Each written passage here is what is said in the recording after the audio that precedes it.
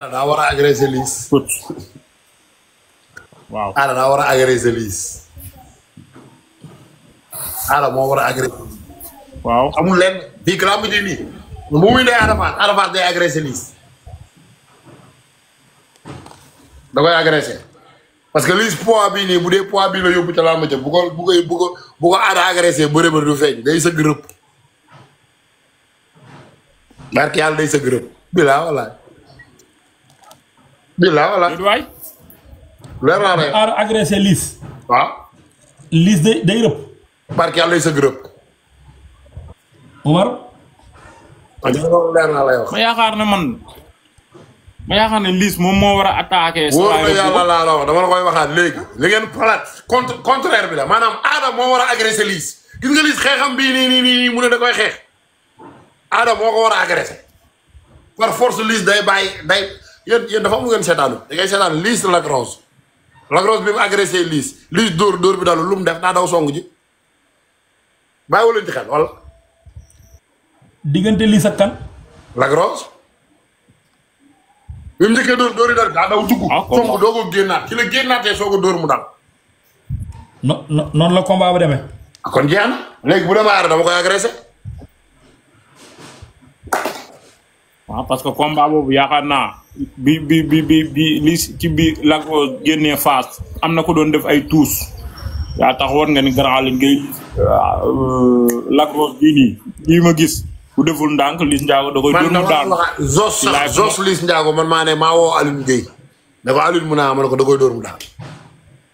wala mu commencé ma ne ko Zos ni muy taxawee nii saa waay da ko war a dóor mu daanu direct mais dama lay wax rek ne la pour Ada daan. maanaam dañuy analyser pour Ada daan ki nga xam ne nii moom mooy Liss bu doon may Ada damay agressé Liss agression laa koy teg benn remise la yor muy remise bi nekk ci ginnaaw.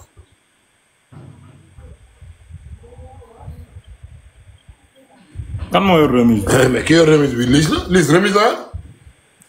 mais coach moytul ma remise su Liss bi. waaye yéen gis ngeen nag yéen xam nga la mooy seen problème.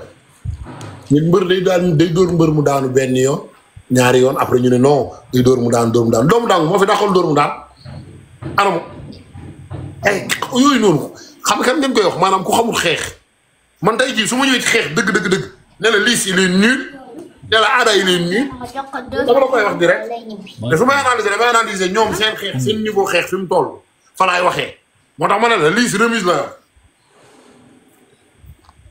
seen niveau xeex fi mu toll Liss remise la yor bu leen fàttali ne Liss bëri na fekk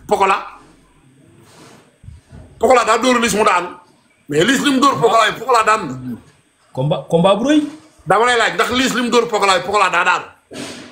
donc ñëwaat leen kon diggante bi lu fi xewaat Lac Rose la fi bëreel dóor ko mu daanu on est d'accord dóor bi mu dóor Zos mu daanu nga ñëw ci Pokola résister loolu kon ça veut dire quoi moo tax ma ne utiliser leen seen xel mooy Zos laa indi dóor ko mu daanu mu indi Pokola ñu nekk ci même tranche d'âge maa ngi moom ma dóor Pokola taxaw di ma xool ma dóor ma daanu ma dem ci Lac Rose bokkuñu tranche d'âge ma dóor Lac Rose mu daanu ñu boole laa la booy bu bokk ak yow tranche d'âge réfléchir li ma lay wax nii.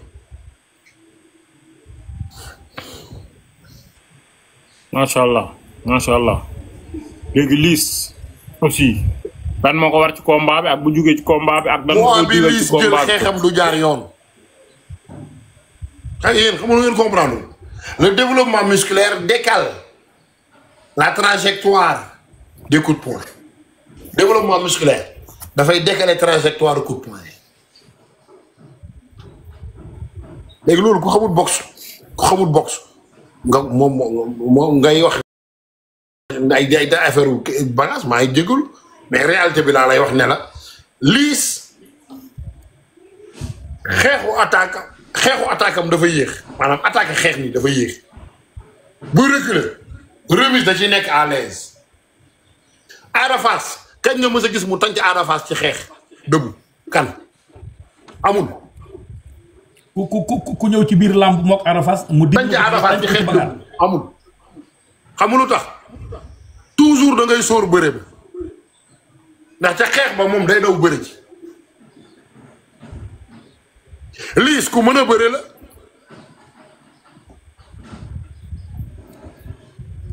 dëgg nee na Onde le Fou mais Onde le Fou est-ce que dëggu la xeex ak Ada Fass Ada Fass mi ngi ci suuf. boobu Ada ci suuf mi ngi jàpp. Onde le Fou di wulli rek di dóor rek di dóor rek di dóor rek. mais gars yi bind naar ci suuf bari nañ maa ngi leen di siyaar mënumaa tontu ñëpp quoi maa ngi bëgg ñëpp. waaw waaye lañ. David daa jot nuyoo sax naar bu fekkee da leen ñor dëgg da ngeen koy woo téléphone. non maa ngi leen di bëgg. kot su ñëwul foofu yaa ngi foofu solo kot. ah après que bàyyi ma ak samay nit yow sonal. non yàlla amoo yow. naar. mais gars yi xam nga rek samay waa lañ et puis ay borom baax lañ quoi ñoom ndeysaan fu naar nekk rek dañ fay ñëw. waaw may leen ni kër. may leen bàyyi ma may leen benn parti nga nuyu sa waay sa gars yi. waaw kot su loolu boo ma ko may dina ma neex ndax ndeysaan dama ne la fu ma dem ñu fekk ma. fii sa kër la. waaw kon gars yi maa ngi leen wax ne leen rek bu heure bi jotee na ngeen ñëw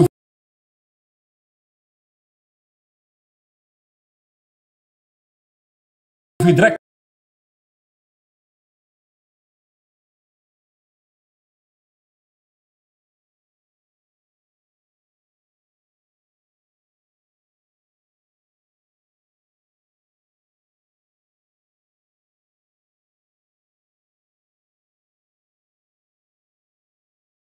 moo tax ma ne la coupé micro bi rek sa booy moom bu ñu mënul noppi da ngay coupé micro bi. ma ne ñaar coupé micro bi rek. waaw coupé micro bi bàyyi booy foofu. non dem leen ci biti moom pare. ah lii la yow boo xam pare da ngay coupé micro bàyyi xale yi foofu.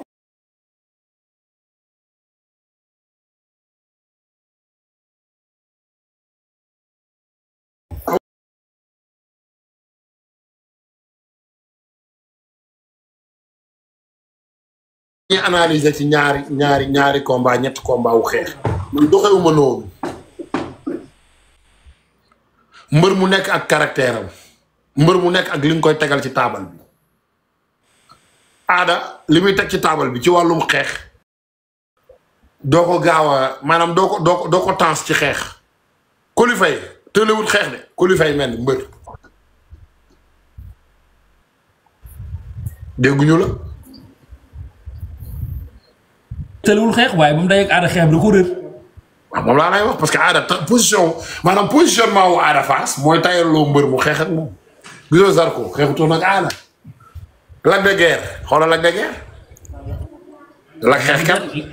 le penseur de Waalo lañ koy wax le penseur de. laa lay wax moo tax ma lay wax ne la rek carrément la réalité en est que soo xoolee détails yooyu yëpp da ngay comprendre ne en fait Ada a une posture boo xam ne ni pour nga xeex ak moom yombul. léegi yàlla mi loolu dafa am solo nga décortiquer ñu ko Ada lu tax mu nekk mbër boo xam ne neexul jot ci xeex neexul demee ci xeex. parce que moom buy xeex ci ceinture lay xeex. neexul dóor Ada xeexewut ci bopp ceinture lay xeex. yaram bi nii lay def yaa ngi comprendre léegi yow pour nga fixer ko maanaam Ada parce que Ada lii lay xeexee xam nga dañuy xeex di yëkkati loxo di def nii mais Ada jóg nii lay def nii mais Ada lii mooy yëngu lii lay xeexee lii. kon boo xoolee même MMA. bi muy tax ci kaw waaj mais waaj da doon yaakaar Ada nii la war a def maanaam boxeur yi xam nga ñoom nii la ñuy xeexee épaule ci kaw mais Ada lii la.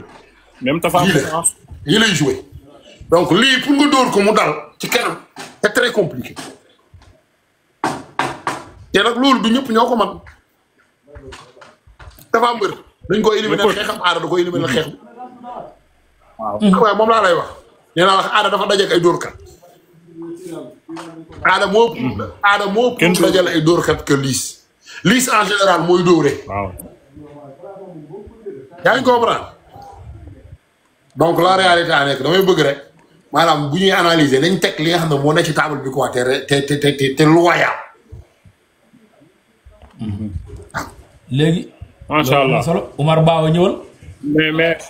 mais foofu coach foofu aussi dañ koy tëj mais bala ñu ko tëj dañ lay laaj kan mooy favori bi.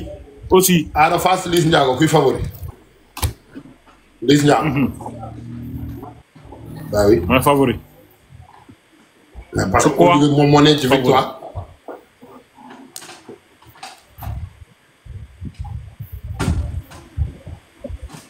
moo tax mooy favori ci combat bi. loolu kon wax na ko sànq. aada ci defet la jóge. qu'importe même bu gañee MMA aada ci defet la jóge. ak lu mën a am. d'accord yéen waa commentaire mën ngeen wax non de. waaye bàyyi leen xel ci benn affaire. man maay wax bàyyi yéen.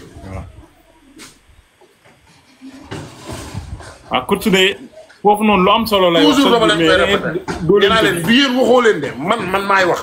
maanaam bu ngeen di xaar ngeen di dégg man li may wax mu neex leen ba ngeen d'accord ci loolu seen problème la après wala ngeen bañ ko loolu seen problème lay mujjee doon mais man maay wax ci sama xalaat ci sama xel xool ñaari mbëri ne la man kii mooy sama favori léegi yow mën ngaa gis aada ne aada sa favori amul problème kon jarul noonoo ko metti amul problème jaru ko waay jaru ko mais coach dëgg la de ku ci ne rek am nga sa xalaat ku ci ne rek kuy sa favori mais man mi analyser sama favori ci làmb ji waxuma kuy daan de dama ne sama favori lii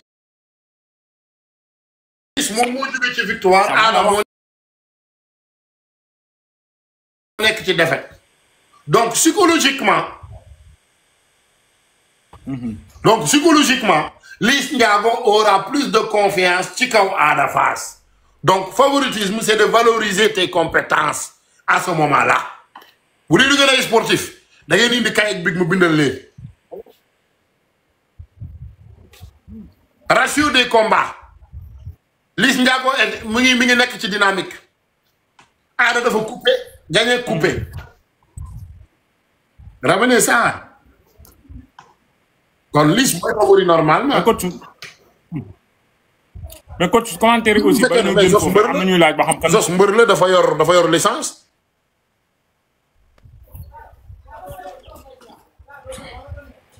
sama gars yi coach yaakaar naa li mu wax am na solo te en plus dégg ngeen combat bi. ku la wax ne la maa pour doole ci combat bi day fen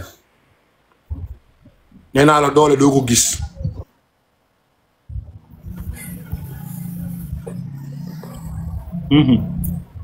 lan mooy doole pour ñoom doole mooy lan. kan moom mën a wax lan mooy doole. doole de man jàpp naa ne mooy koo xam ne mën nga defloo sa morom sa morom lu mu buggul yow mën nga ko defloo man na yaakaar naa man mën naa def xel maanaam ci sama xel ma daan la def loolu loo bugguloo pour wax ne la sénégalais yi commenté yëpp xaaj bi yëpp boole lan mooy doole kenn du la ko wax kenn. léegi coach may ma loolu. ñëwal. xam nga Omar dane jàpp na ne ki mën a yenu lu moroom attanut wala nga mën a def lu keneen ki mënu def Omar yow loolu nga jàpp ne mooy doole. yax bu dëgër du doole. yax bu dëgër du doole.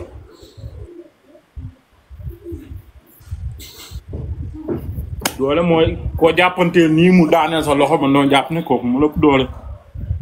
wala jàppante bi yàgg. man su fekkee ne amuma résistance ci samay loxo mën nga koo dindi. ndax la manque de résistance ak doole c'est différent. waaw dëgg day mel ni nga jël poids ak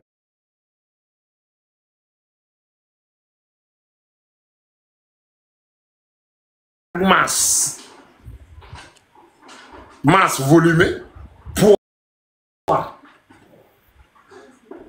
boo déggee ñu naan force c'est l'ensemble. Ça touche l'aspect technique, l'endurance, la puissance explosive de ces moments-là. Madame, tir bec, les gars def, yo yep de ci jouer. Madame, locomotive là, c'est un ensemble lay doon. Ensemble bo xamna a été dirigé par le cerveau.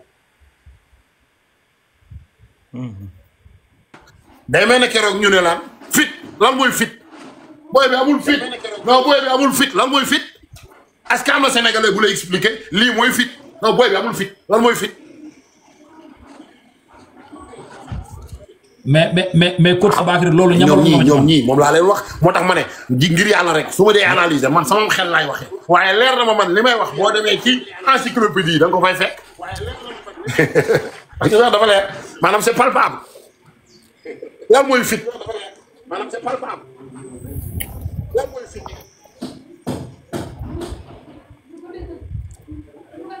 mental bu baax psychologie bu positif nga reconnaître sa force reconnaître sa mën a bëre amul dara lu la mën a téye xam sa mën a xeex amul dara lu la mën a téye da nga koy def léegi nag def boobee nga koy def moom la gars yi di wooye kii daa am fit parce que nit ki am na confiance ci boppam xam na ne li mu am gis na ko reconnaître na ko te gëm ne li mu am moo ëpp kee lam am loolu war a ñu ne kii daa am fit dem defi lii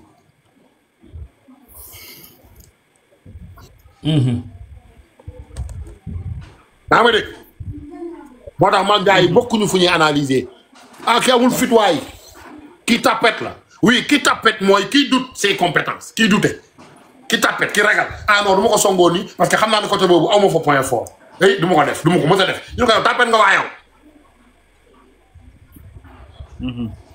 waaw du ma ko dóor su ma ko dóoree teg mu dóor ma damaa ragal ñu dóor ma ragal dóor boobu mooy avoir peur qu'on me blesse mooy t'as pas de confiance ne yow munoo moytu dóor boobu kon du ma ko dóor ñu ne kon la tapette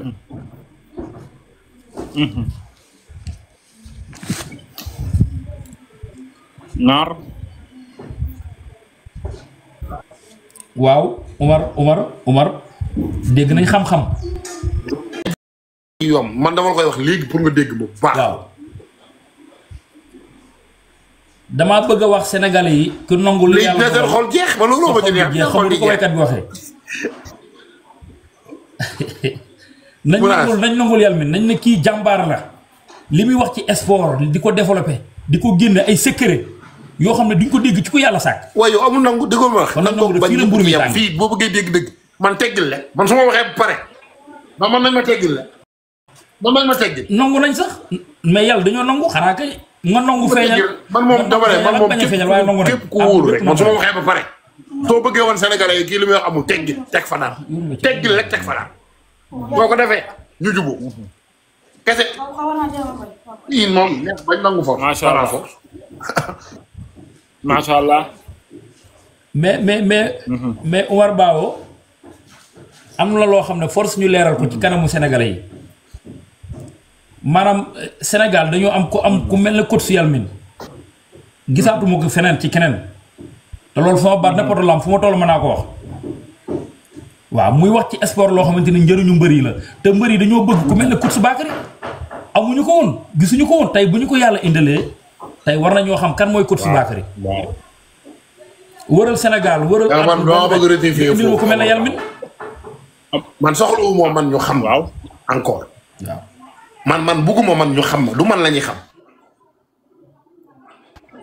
soxlawu moo man ñu xam ma loolu ñoruma maanaam ñoom mu xam ma man amul njariñ man laa mu fayu ma wax nga yàgg nga ko wax laa mu fayu ma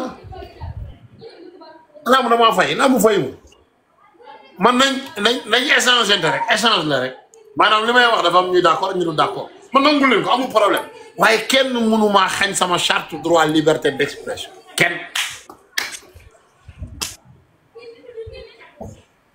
macha allah kese kenn mënu ma ko wax macha allah am na solo